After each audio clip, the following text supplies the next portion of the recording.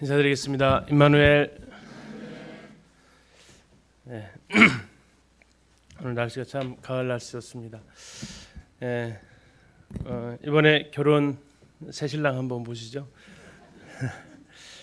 예, 살이 안 찔 것만 같았던 우리 명재님이 올해 2007년도에 결혼을 했던 사진이라고 합니다. 참 둘이 결혼했는데 5이 됐죠. 아름다운 모습을 이렇게 보여주셔서 감사합니다. 세월의 흔적이 좀 묻어나죠. 사진들을 보면 어느덧 이렇게 시간이 흘러간 것 같습니다. 자, 오늘은 이제 결혼과 가정 네 번째 시간 같이 말씀을 살펴보려고 합니다. 지난번에는 이제 하나님께서 결혼을 존귀하게 하셨고 그 존귀한 결혼을 어떻게 지켜갈 것인지 그에 따른 남편과 아내의 역할이 있고 우리는 상대방의 역할에 관심을 갖게 되는 자연스러운 모습이 보이지만 그러나 우리가 가정을 존귀하게 지켜가기 위해서는 나의 역할에 충실해야 될 것을 같이 이렇게 생각해 보았습니다. 오늘은 결혼의 아름다움에 대해서 같이 교제해 보려고 합니다. 아직 결혼 안 한 우리 청년들 있죠. 또 부모님들이 기도 제목이 되는 결혼이 있습니다. 아마 이런 남자 이런 여자가 있다면 결혼을 하지 않았을까 한번 제가 생각나는 대로 한번 적어봤습니다. 나를 있는 그대로 받아주는 사람, 나에게 아무것도 요구하지 않고 내 소원을 이루어줄 사람, 내가 행복해하는 모습을 보는 것이 행복인 사람, 손볼 데가 거의 또는 전혀 없는 잔소리가 필요 없는 사람, 함께 다니면 주변 사람들이 부러워할 것 같은 사람, 이런 사람 만나지 못해 아직 혼자인 나를 어디선가 기다리고 있을 사람. 그래서 아직도 결혼을 아직 못 가지 않았나. 마지막 문장이 좀 잔인할 수 있습니다. 그러나 지나치게 많은 걸 바라지만 실제로는 거의 채워주지 못하는 사람. 상대방에 대해서 우리가 어떠한 생각을 가지고 있느냐. 결혼을 이 6가지 정도 충족하면 할 만하겠죠. 근데 우리의 고민은 뭡니까? 저 6가지를 충족할 수 있는 사람이 왜 지금까지 솔로이겠냐. 그리고 굳이 왜 나하고 결혼하려고 하겠냐 하는 것이 이제 큰 갈등입니다. 근데 이것을 한번 바꿔보면 어떨까요? 상대방을 있는 그대로 받아주려는 사람, 상대에게 요구하지 않고 상대방의 소원을 이루어 주려고 하는 사람, 상대방이 행복해하는 것을 보는 것으로 행복을 삼는 사람,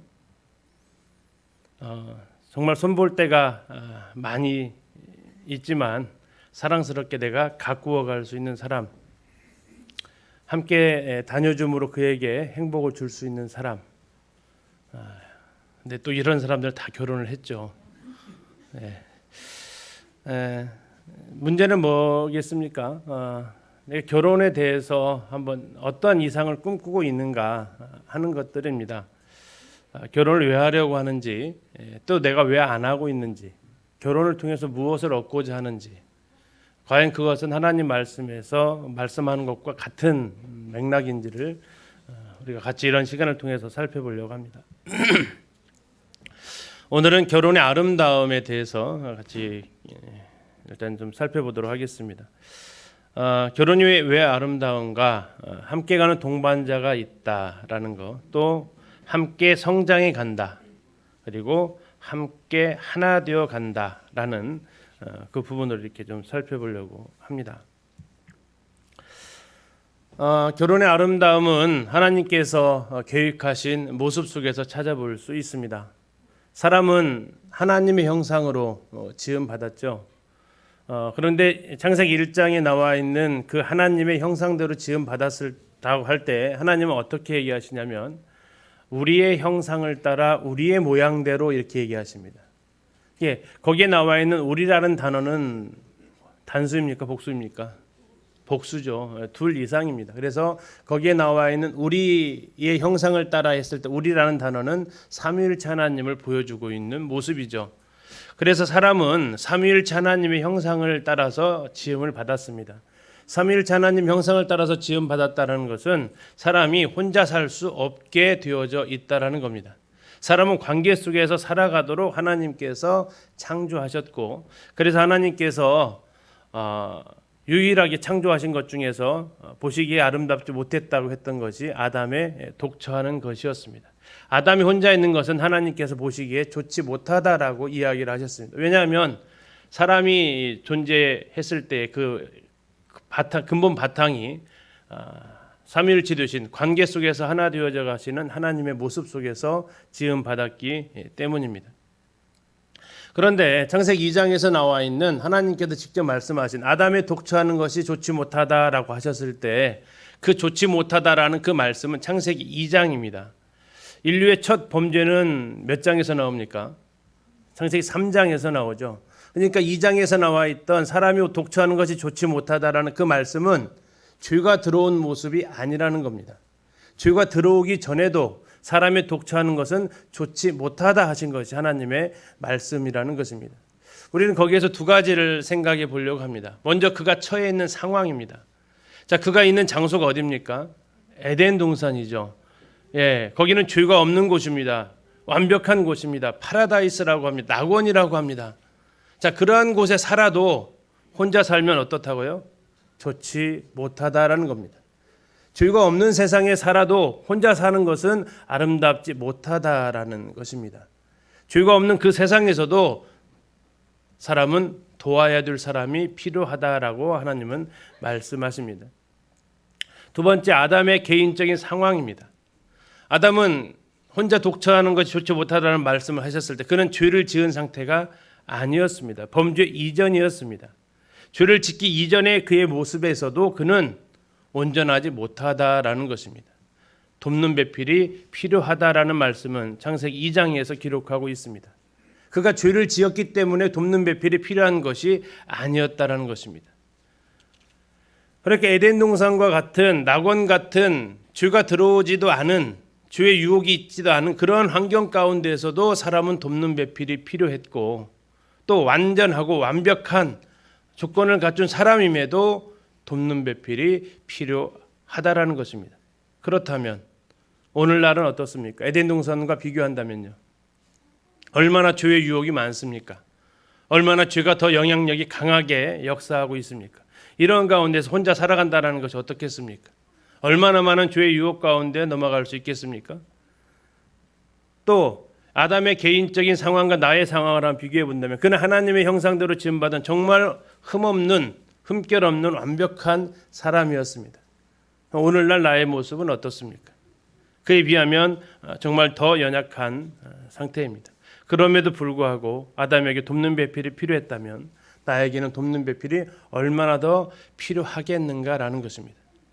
그래서 이 결혼을 아직 안 한 우리 자녀들 한 번 더 생각을 해보셔야 될 부분이 내가 처한 상황은 에덴 상황보다 좋지 못하다는 것에 동의하신다면 그리고 내가 아담의 죄 짓기 전에 아담의 그 영광스러운 모습에 비할 때 내가 더 연약하다는 생각이 든다면 나는 누구보다도 돕는 배필이 필요한 사람이라는 것입니다.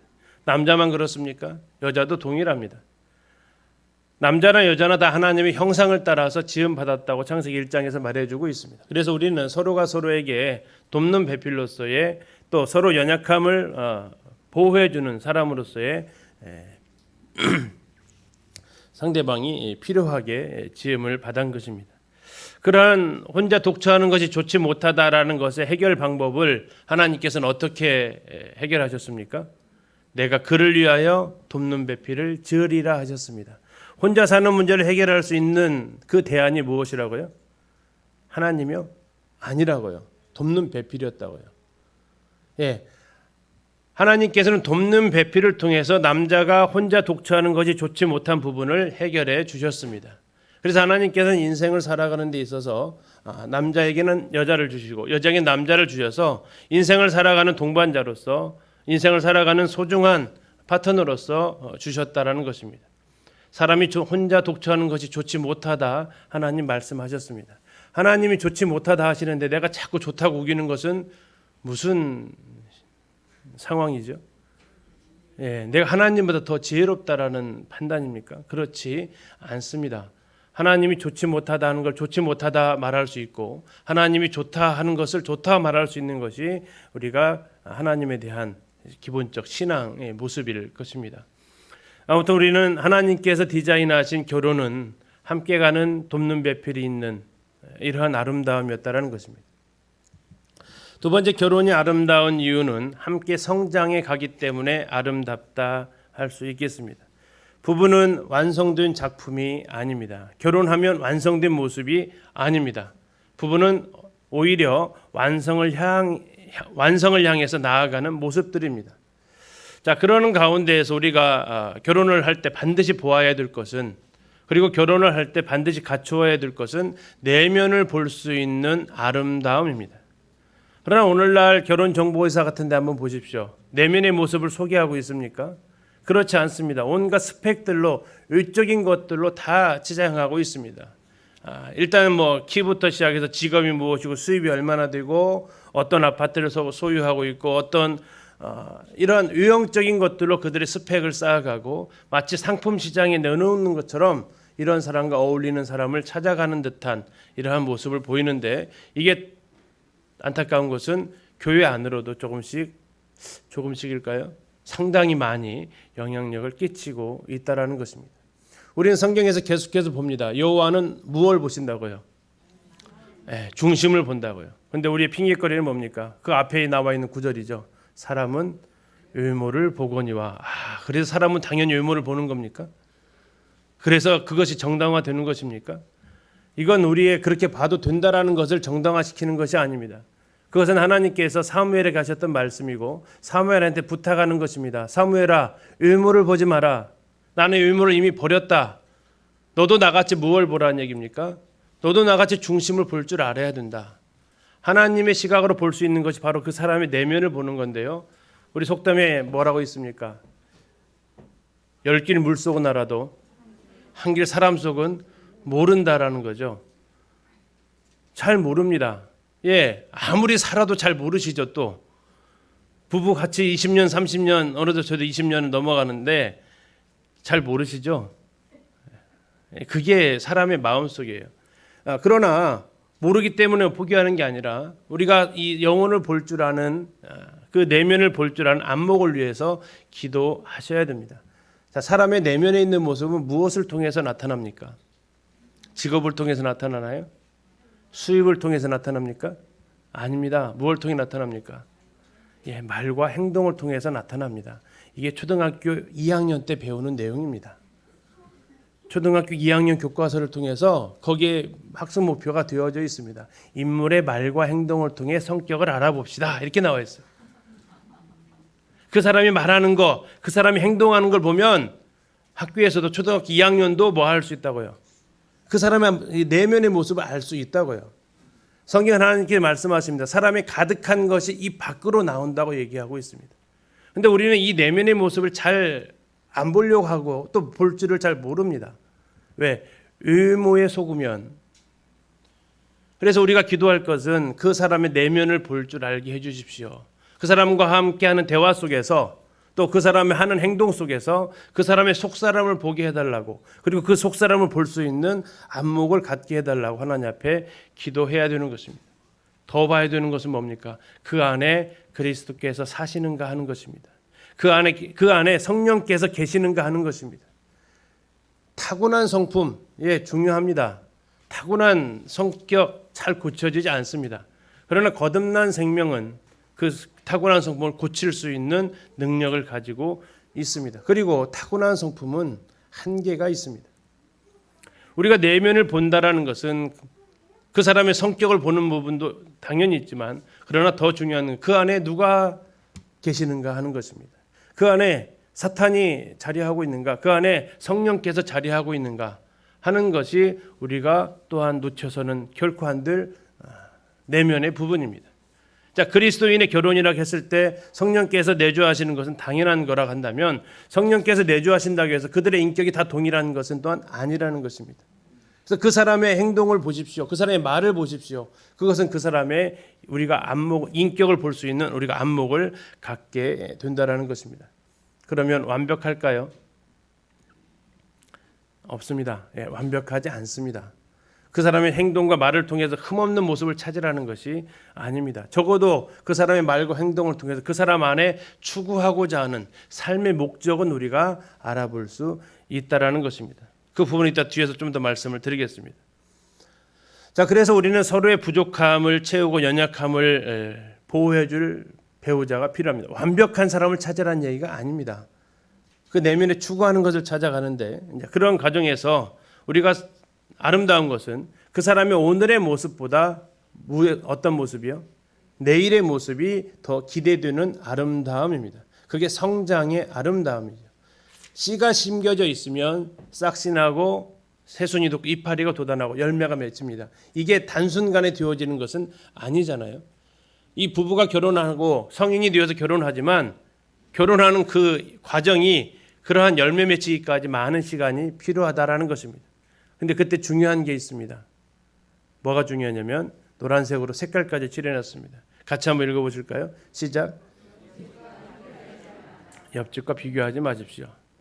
예전에 벌써 한 10여 년 됐네요. 엄친아, 엄친딸 이런 말이 있었습니다. 그게 무슨 말입니까? 엄친아가 뭐예요? 엄마 친구 아들은 수학도 잘한다더라. 엄마 친구 딸은 피아노도 잘한다 하더라. 그래서 이 자녀를 엄친아 해가지고 엄마 친구 아들, 엄마 친구 딸로 해가지고 자녀를 상당히 힘들게 했던 말이 있습니다. 혹시 그때 같이 나왔던 말인데 이건 많이 유행되진 않았던 말입니다. 부친남 아십니까? 부친남 혹시 아세요? 부친남 부인 친구 남편입니다. 부인 친구 남편. 자, 이 부친남 어디서 유래했냐면 연봉이 많고 아내한테 자상하고 얼굴도 잘생긴 남편 이런 뜻입니다. 그래서 이 부친남하고 자꾸 내 아내 친구 남편은 이런다던데 내 아내 친구 남편은 생일 때 이런 선물도 준다던데 내 아내 친구의 남편은 가사도 많이 도와준다던데 하면서 이렇게 다른 옆집 친구들의 남편하고 자꾸 비교를 하는 거죠. 자, 이렇게 되면 어떻게 됩니까? 괴로워지는 겁니다. 상대방은. 이게 서로 비교한다라는 것은요, 나를 교만하게 만들거나 나를 열등감 있게 만들게 됩니다. 나보다 잘난 사람 만나면 어떻게 됩니까? 내 신세가 한탄스러워지는 거죠. 나는 어쩌자고 저런 사람 만나서 이렇게. 근데 나보다 조금 안 좋은 사람 만나면요, 어떻게 그렇게 하고 살아? 또 이렇게 이제 이야기를 합니다. 이 비교한다라는 것은요, 사람을 굉장히 높이 올리거나 굉장히 낙담하게 만드는 겁니다.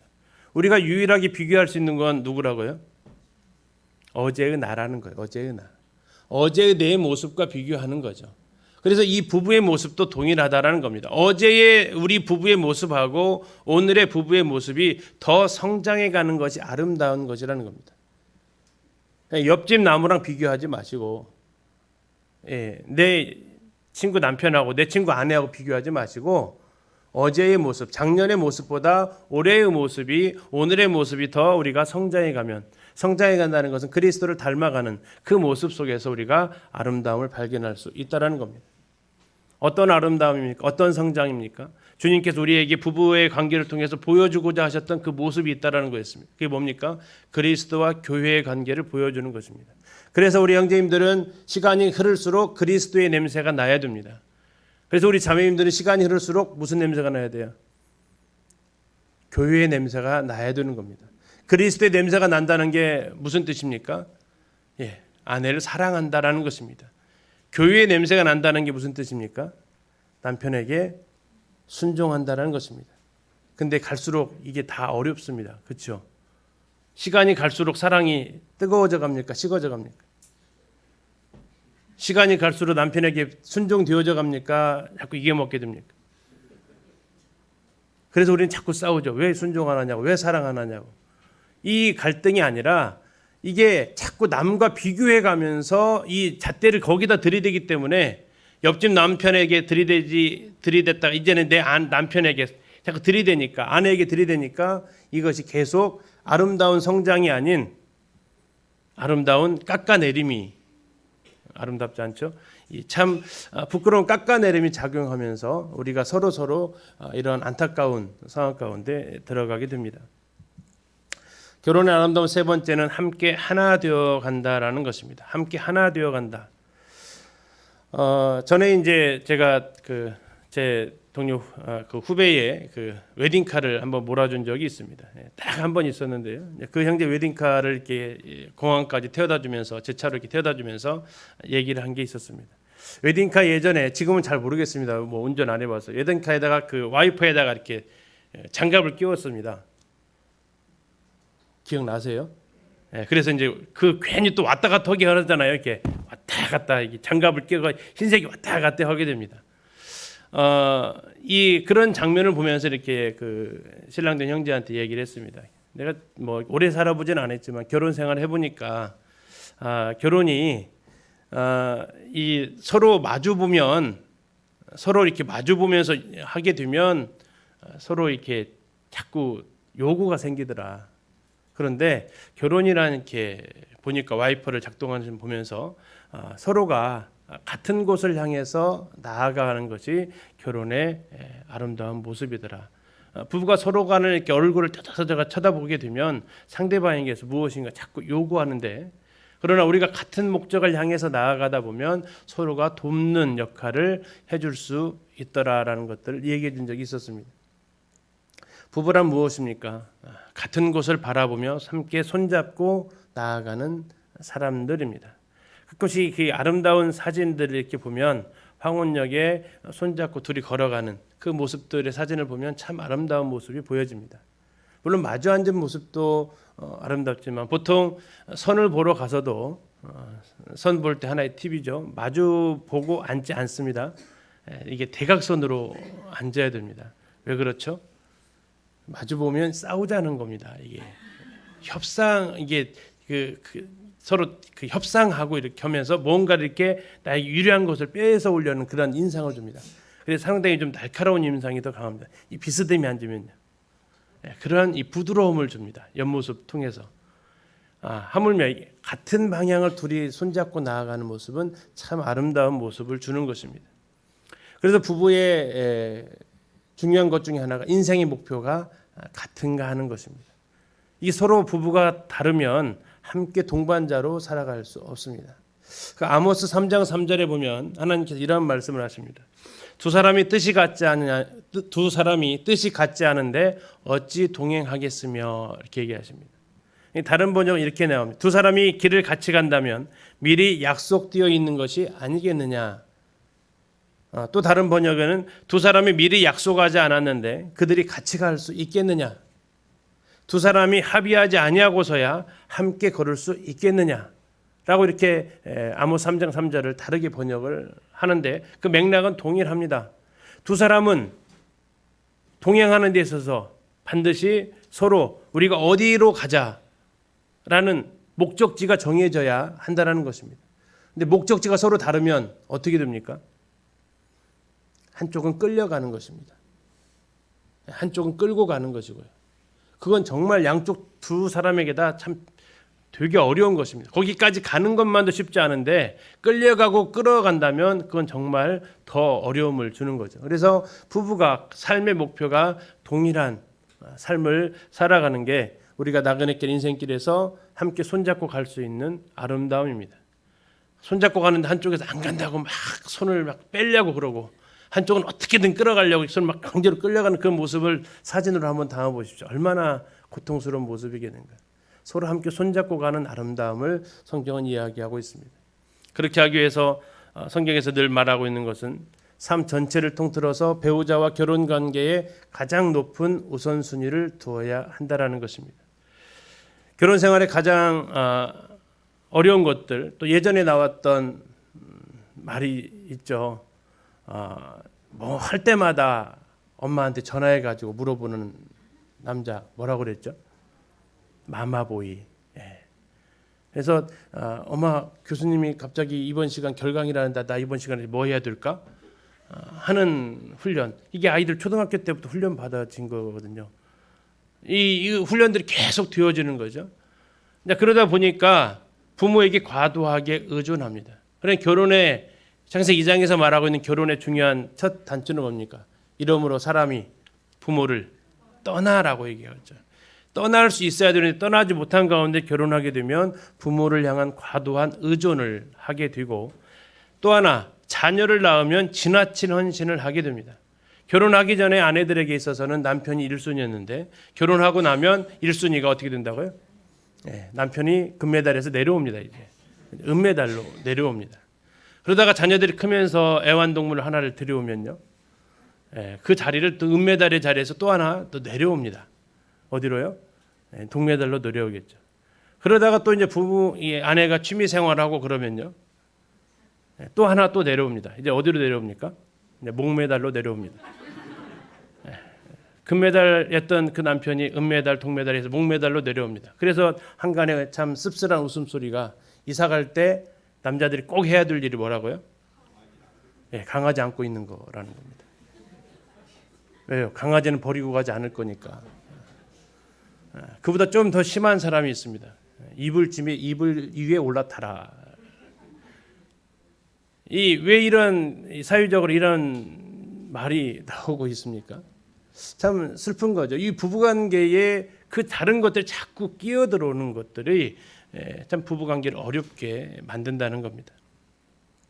혼인서약을 한번 되새겨 보십시오. 우리가 가장 중요하게 생각했던 그 사람이 누구인가? 그리고 여기 계신 우리 형제님들, 자매님들, 내 삶에 있어서 가장 중요한 사람이 누구인가 다시 한번 생각해 보십시오.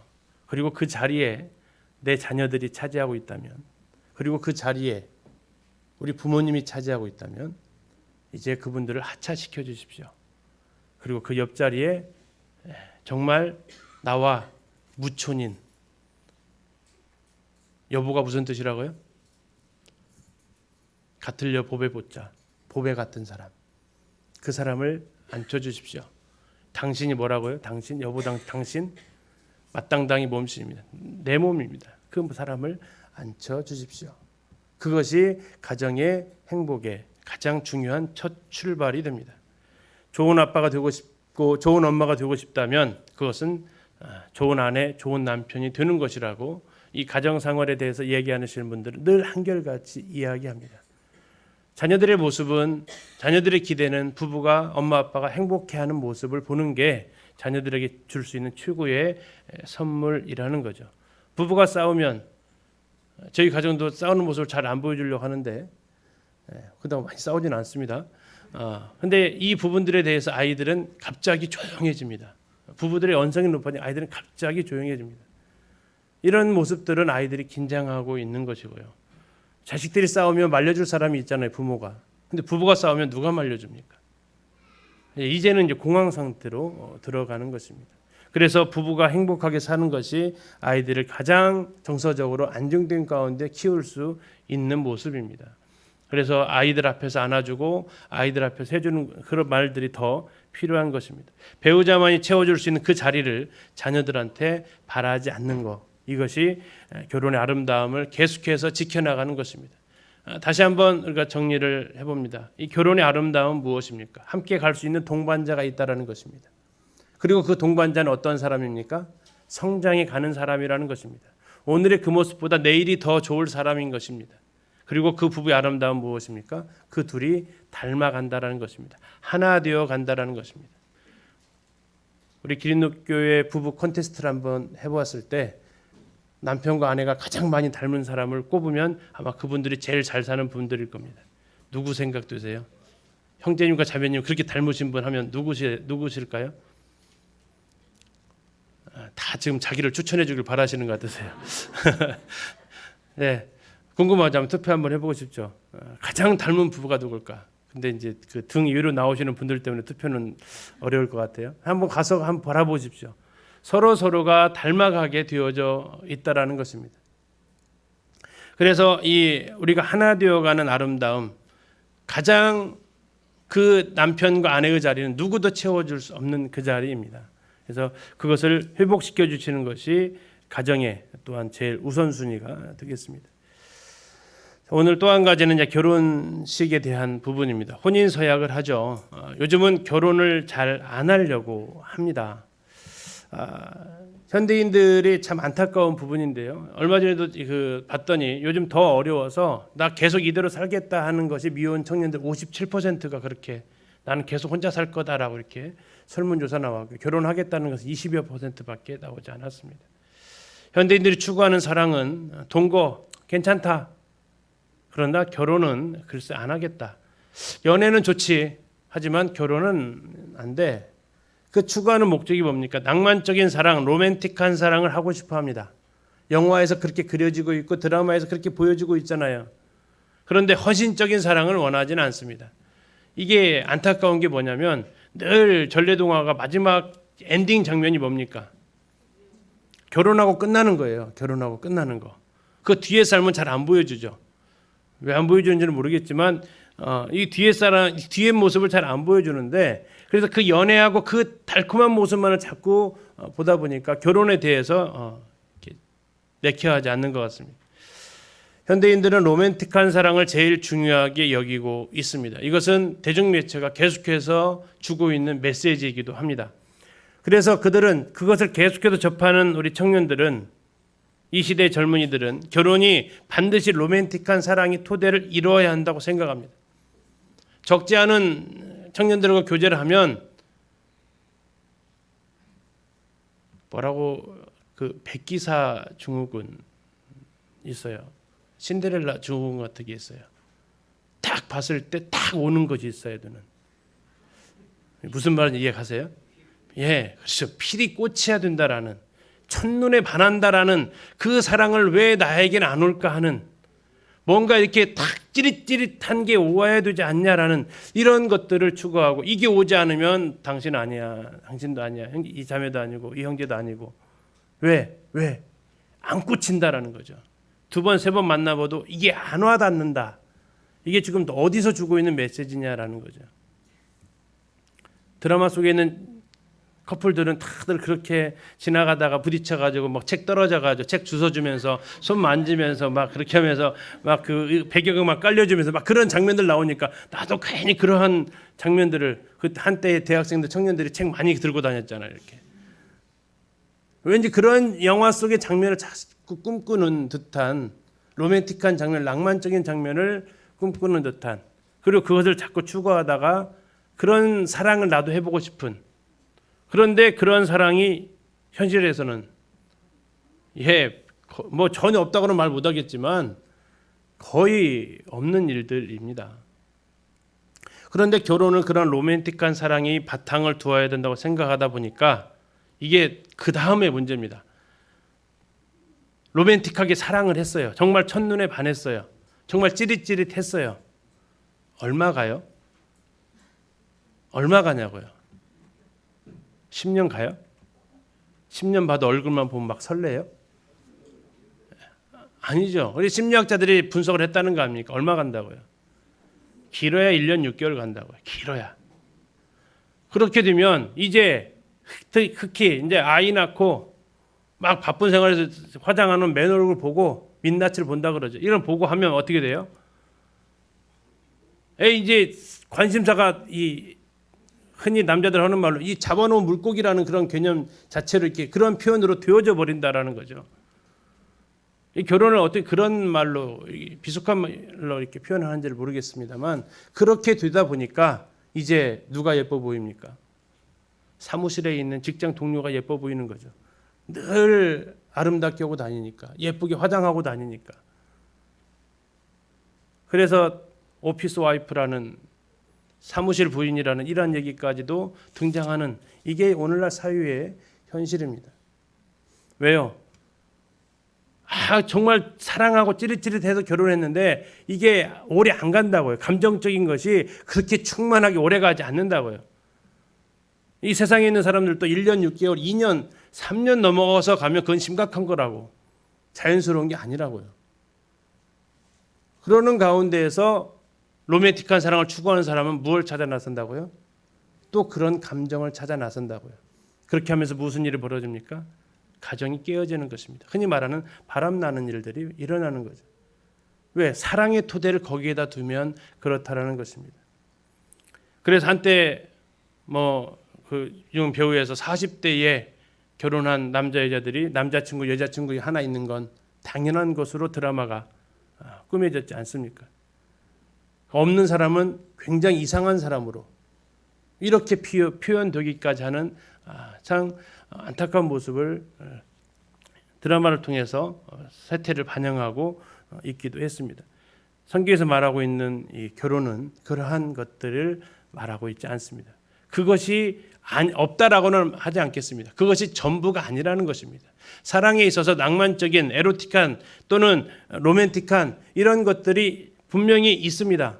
그러나 그게 마치 전부인 양, 그리고 그것이 마치 기본 바탕인 양 추구하게 된다면 그것은 무엇인가 지금 내가 주초를 잘못 놓았다라는 것을 생각을 해야 된다는 것입니다. 사랑은, 결혼은 서로를 책임지겠다는 공개적인 약속입니다. 또 하나 결혼식은 혼인서에 간다는 것은 내가 지금 당신을 사랑하고 있음을 말하는 것이 아닙니다. 나 지금 이 사람 사랑하고 있습니다라고 말하는 게 결혼식이 아니고 뭐라고요? 나는 앞으로도 이 사람을 뭐 하겠다고요? 사랑하겠다고 하는 게 결혼식입니다. 혼인 예식은 내가 지금 이 사람을 엄청 사랑하고 있습니다라고 말하는 게 아니고요. 거기에서 끝나는 게 아니고 나는 앞으로도 계속해서 이 사람만을 사랑하겠습니다라고 하는 장래의 사랑까지를 말하고 있는 게 결혼식이고 혼인서약을 한다라는 것입니다. 자, 그렇게 미래의 모습을 살아가게 되다 보면 상황과 환경은 상대방의 모습은 동일합니까? 변합니까? 변할 수밖에 없죠. 그것과 관계없이 사랑하겠다라는 것입니다. 환경과 관계없이 상대와 관계없이 사랑스럽고 이런 모습과 관계없이 그를 향해서 한결같이 사랑하겠다고 하나님 앞에서 가족들 앞에서 성도들 앞에서 지인과 친구들 앞에서 약속하는 자리라는 겁니다. 이게 혼인을 깨는 이혼하게 되는 안타까운 오해입니다. 이게 난 당신과 사랑해서 결혼했어. 맞습니까? 틀립니까? 맞습니다. 그러나 사랑해서 결혼한 게 아니고 사랑하기 위해서 결혼했다라는 것이 조금 더 맞는 표현입니다. 물론 사랑해서 결혼합니다. 그러나 거기에서 끝나는 게 아니고 계속해서 영원히 당신과 이 땅에서 사는 동안 당신을 사랑하겠다라고 약속하는 것입니다. 그 이 약속은 부부의 사랑을 지켜준다고 말씀하십니다. 결혼과 함께 맺은 약속은 서둘러 포기하지 않도록 우리를 지켜줍니다. 왜 사람들이 결혼식을 잘 안 하려고 합니까? 깨기 힘들기 때문에 그렇습니다. 깨어지기 힘들기 때문에. 그렇게 하기 위해서 결혼식을 하는데 그러니까 결혼식을 안 하려고 하는 거예요. 혼인서약을 했던 것을 기억하십니까? 혼인서약의 문구를 기억하십니까? 우리는 그 약속을 지키기 위해서 결혼하는 것입니다. 뜨거운 열정으로 결혼을 시작했다면 잔잔한 애정은 계속해서 더 부부 사이를 풍성하고 깊어지게 만들어줍니다. 다시 이야기합니다. 결혼식은 혼인서약 한다는 것은 내가 지금 당신을 사랑합니다. 그 약속을 넘어서는 약속입니다. 무슨 약속이라고요? 앞으로도 두고두고 계속해서 당신을 사랑하겠다라는 약속이 혼인서약입니다. 세 번째, 혼인서약은 사람이 맺는 가장 심오한 약속입니다. 말라기 2장 14절에서 하나님께서 그 혼인서약의 주인공이라고 혼인서약의 증인이라고 하나님은 말씀을 하십니다. 남편과 아내가 될 것을 남편이 될 것 아내가 될 것을 하는 그 혼인서약은 하나님 앞에서 맺은 약속이라고 지난번에도 말씀을 드렸습니다. 이건 배우자하고 당신하고 남녀가 맺는 약속만이 아닙니다. 첫째는 증인이 누구라고요? 하나님이고요. 그 다음은요, 양쪽 자녀를 키워주신 그 부모님이고요. 우리들에게 있어서는 각 교회의 성도들이고요. 또 그 사람들 옆에서 지켜본 친구들과 지인들이 그 모든 약속의 장소에 함께하는 것입니다. 그래서 결혼식 가신다고 하면 물론 전혀 신랑 신부를 모르실 경우에는 그럴 수 있습니다. 부모님들 아셔서 가시는 경우는 그럴 수 있지만 그 자리에 증인으로 가시는 거예요. 식사하시러 가는 게 아닙니다. 식사만 하러 가시는 게 아니고 얼굴 이렇게 내밀기 위해서 가시는 것도 아니고 그 엄숙한 증인의 자리에 내가 증인이 되겠다라는 마음으로 가셔서 혼인 예식을 진지하게 봐주셔야 됩니다. 결혼식 갔다 오면 무슨 얘기가 많이 합니까? 그 음식이 왜 이래? 이 얘기가 하는 게 아니라 그 혼인 서약의 엄중함을 다시 생각하시면서 내가 맺었던 혼인 서약을 다시 기억해보는 그런 시간으로 가지시는 시간이지, 그 음식이 이렇다 저렇다, 아주 뭐 뷔페가 어쩌다, 음식값이 비싸다, 그런 자리가 아니라는 거죠. 더 중요한 것은 그 자리를 통해서 그 신랑 신부의 첫 출발을 함께하는 증인으로, 더 나아가서 그것으로 끝나는 게 아니고 내가 그 당시에 섰을 때에 내가 했던 혼인 서약을 돌아보는 그런 시간으로 삼아주시는 게 중요합니다. 따라서 배우자와 이 신의를 이혼을 하게 된다는 것은 하나님께서 말씀하신 거죠. 하나님이 짝지어주신 사람이 나누지 못한다 하시는데, 우리가 이혼한다라는 것은 상대방을 버리는 것이 아니고 뭘 버리는 겁니까? 하나님을, 그 하나님 앞에서 한 약속을 버리는 행동입니다. 하나님 앞에서 이 결혼 언약은 구속력을 갖고 있습니다. 그래서 나중에 이제 좀 시간 지난 후에 이혼 영역까지도 언급을 하겠다고 말씀을 드렸지만, 성경에는 원천적으로 이혼을 금하고 있습니다. 왜요? 이것은 하나님께서 그것을 이혼하는 것을 미워하신다고 말라기에서 직접적으로 말씀을 또 하고도 있습니다. 그래서 결혼이라는, 혼인 서약이라는 이 시간, 정말 엄숙한 시간입니다. 한 결혼식에서 제일 하이라이트인 시간이고요. 두 사람이 앞으로 한 사람의 아내로, 한 사람의 신랑으로 살아가겠다는 것은 사람이 할 수 있는 가장 중요한 약속입니다. 결혼식은 부부의 삶을 보여주는 그림입니다. 제가 첫 주례를 우리 선필 형제와 영민자매 할 때 처음으로 주례를 했었는데요. 그때 이제 그 주례사의 내용입니다. 참 되게 떨리더라고요, 주례한다라는 게. 근데 그 시간은 정말 짧게 주고요. 10분, 7분, 5분, 4분, 30초 막 계속 이 시간이 이제 줄어들게 돼요. 예식장에서 빨리 끝내야 그 다음 팀을 모시니까. 어쨌든 뭐 그래서 준비를 굉장히 짧게 했습니다만, 그러다 보니까 더 어떤 말을 담을지 더 많이 고민이 되는 시간이기도 합니다. 자, 그때 이제 신랑 신부에게 이런 이야기를 했습니다. 결혼식장에서 주례자 앞에 섰을 때 신부의 머리는 어떻게 되어 있다고요? 가려져 있습니다. 면사포로. 지난 말씀드렸죠. 예쁘라고 쓴다고요? 아니라고요. 거기다 왕관 씌워준다고요? 아니라고요. 그것은 내가 머리 역할을 하지 않겠다라는 표현입니다. 이제 모든 의사결정의 최종 권한은 남편에게 넘기겠다라는 것입니다. 저기에 여자가 면사포를 쓰지 않으면 미안합니다, 괴물이 되는 겁니다. 분명히 한 몸이라고 했잖아요. 부부가 한 몸인데 머리가 몇 개가 되는 겁니까? 면사포 안 쓰면 머리 2개가 되는 거예요. 몸 하나에 머리 2개면 흔히 말하는 샴쌍둥이에요. 그것을 막기 위해서 아내의 머리 위에 면사포를 씌워주는 겁니다. 그리고 그걸 썼을 때가 아름다운 거예요. 아름다우려고 쓰는 게 아니라 써야 아름다운 것입니다. 그래서 모든 결정의 최종 권한을 이제는 남편이 가질 수 있도록 넘긴다라는 것입니다. 지혜로운 조언을 할 수 있습니다. 그러나 그 조언을 남편이 따를지 안 따를지는 남편이 추종하는 것입니다. 그랬을 때 남편은 더 책임감을 가지고 권위 행사를 하는 것입니다. 남편은 지금 모습 속에 보이지만 남편의 다리가 가려져 있습니다. 몸까지 가리기면 상당히 어색한 그림이 나오니까 저 그림이지만 저 다리가 가려져 있습니다. 몸이 가려져 있습니다. 이것은 무엇을 뜻합니까? 남편이 내리는 그 모든 의사결정은 누구를 위한 거라고요? 누구를 위한 거예요? 아내를 위한 거라고요. 자신의 몸을 신부의 옷으로 가리고 있다는 얘기는 내 몸이 아니고 이제 나는 내 몸을 위해 사는 게 아니라 아내를 위해서 살겠다라는 것입니다. 이게 바로 사랑입니다. 그래서 모든 의사결정을 남편에게 넘겨주었는데 남편은 그 의사결정을 할 때 최고의 고려가 누구라고요? 아내라는 거예요.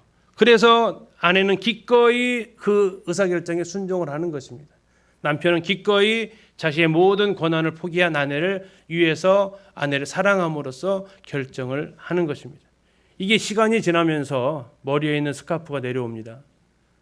몸을 감싸고 있던 저 옷에서 자유로워지고 싶어 합니다. 그러면 가정은 위기로 닥쳐오는 것입니다. 자, 우리가 생각해 봅니다. 결혼식에서의 저 아름다운 모습을 통해서, 그리고 우리는 예식장에 참여해서 저 신랑과 신부가 서 있는 저 모습을 통해서 남편들은 나는 아내를 위해서 어느 결정을 하고 있는가, 아니면 남편 이기주의에 빠져 있는가, 아내는 나는 정말 내 모든 의사결정의 권한을 남편에게 이양했는가, 아니면 어느 순간 내가 면사포를 벗어버리고 내가 머리 뉘어서 일들을 진행하고 있는가. 이것이 우리가 결혼식을 참여하면서 혼인색을 보면서 우리의 삶을 또한 그려보는, 저 두 부부가 저런 모습으로 살기를 축복하면서 우리 가정의 모습도 저렇게 되어지기를 기도합니다. 마지막으로 이제 십계명을 통해서 본 부부의 언약의 모습을 살펴보려 합니다.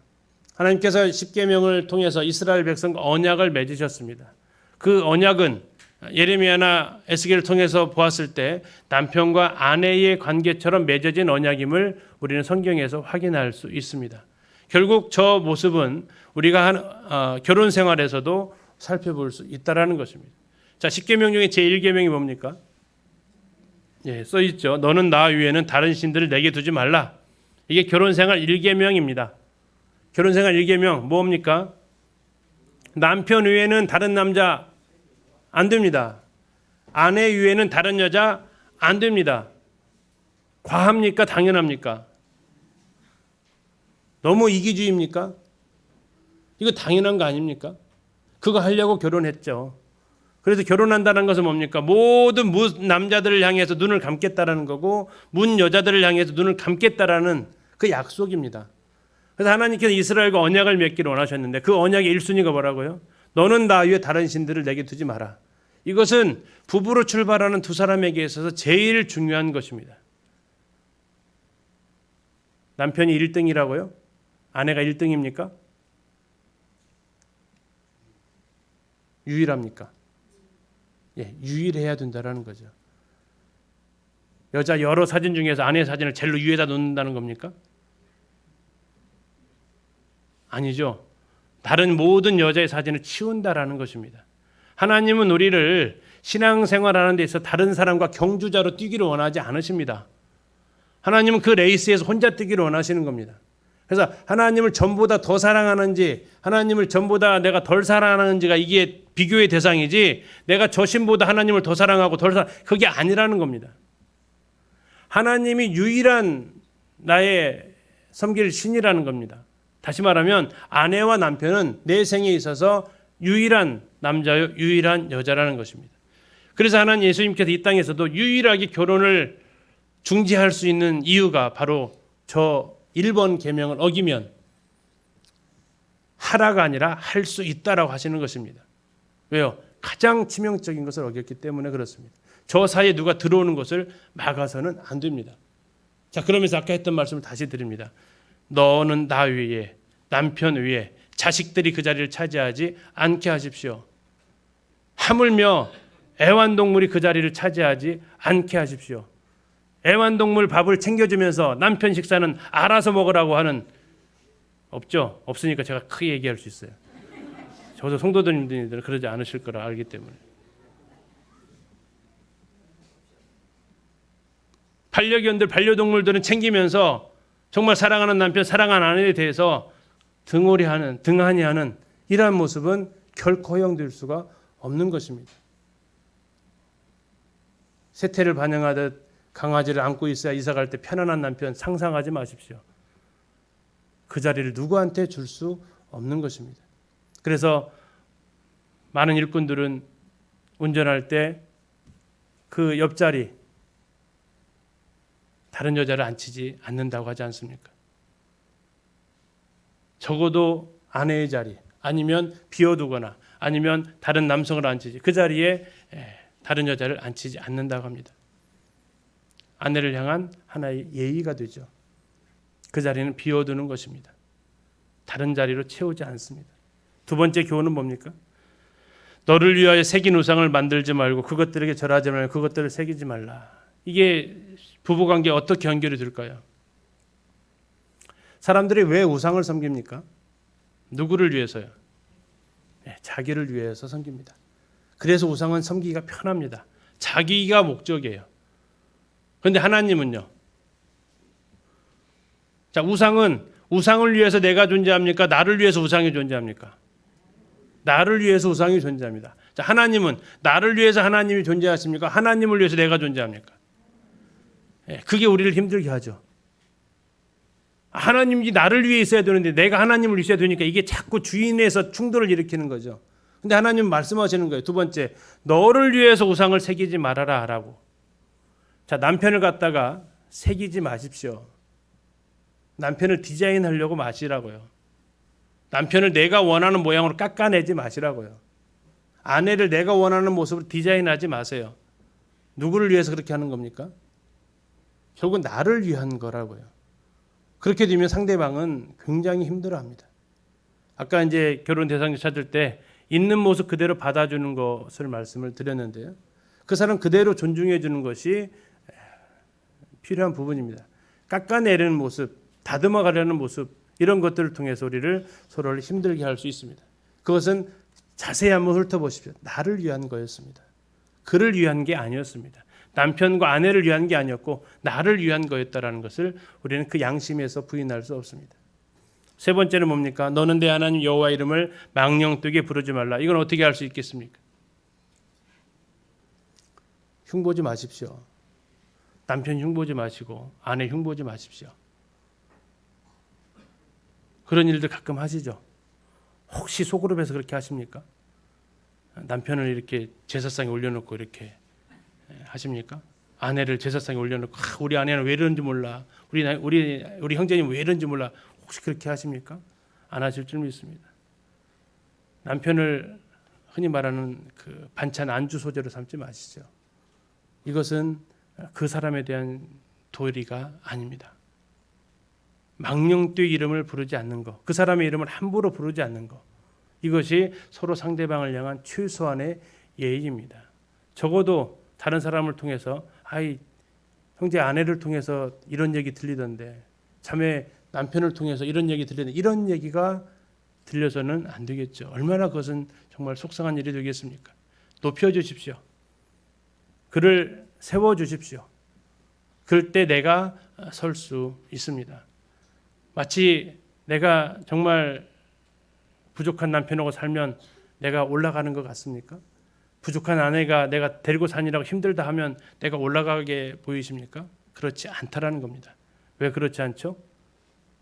유유상종이기 때문에 그렇습니다. 내가 깎아내린 만큼 내가 올라갈 줄 생각 마시고 나도 어떻게 된다고요? 나도 내려가는 것입니다. 내가 올려주는 만큼 나도 올라가는 것입니다. 그래서 부부가 서로를 이름을 존중해주고 할 때 그 관계가 더 따뜻해집니다. 네 번째, 안식일을 기억하여 거룩하게 지키라. 이 하나님께서 말씀하시죠. 안식일을 통해서 창조주요 구속주이신 그분을 기억하라는 것입니다.